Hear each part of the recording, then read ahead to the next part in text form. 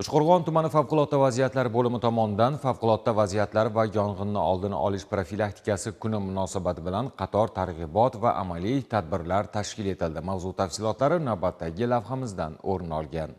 Chorshanba profilaktika kuni munosabati bilan tashkil etilgan tadbir avvalda Uchqo'rg'on tumanidagi O'rdabog' mahalla fuqarolari yig'ini hududida tuman favqulodda vaziyatlar bo'limi harbiy xizmatchilari hamda hamkor tashkilotlar ishtirokida amalga oshirilishi lozim bo'lgan ishlar yuzasidan zarur yo'riqnomalar berildi. Shundan so'ng aholi yashash xonadonlarida yong'in xavfsizligi qoidalariga rioya etilishi yuzasidan o'rganishlar olib borilib, profilaktik suhbatlar o'tkazildi. Mahalla hududida joylashgan ko'p qavatli uylarda shartli ravishda yuzaga kelishi mumkin bo'lgan yong'in va zilzila holatlarida fuqarolarni qutqarish hamda ularga amaliy yordam ko'rsatish bo'yicha amaliy mashg'ulotlar tashkil etildi. Tadbir davomida qutqaruvchilar tomonidan favqulodda vaziyatlarning oldini olish, ularni bartaraf etish hamda yong'in xavfsizligini ta'minlash bo'yicha qo'shimcha tavsiya va yo'riqnomalar berildi. Favqulodda holatlar sodir bo'lganda fuqarolarda to'g'ri harakatlanish bo'yicha amaliy taktik o'quv mashg'uloti o'tkazdik. Undan tashqari tumanimizda birinchi sonli umumiy o'rta ta'lim maktabida zilzila sodir bo'lganda o'quvchi hamda o'qituvchilarda to'g'ri harakatlanish hamda favqulodda yong'in sodir bo'lganda ularni bartaraf etish va birlamchi yong'in o'chirish vositalaridan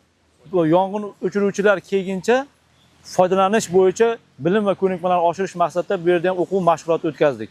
Shuningdek, tumandagi birinchi son umumiy o'rta ta'lim maktabida o'qituvchi va o'quvchilar ishtirokida favqulodda vaziyatlar yuzaga kelganda, xususan zilzila vaqtida to'g'ri harakatlanish bo'yicha amaliy mashg'ulotlar o'tkazildi. Ushbu o'quv amaliy mashg'ulotlarida o'quvchilarimizga hamda o'qituvchilarimizga yuqori ko'tarinki ruhda tadbir bo'lib o'tdi.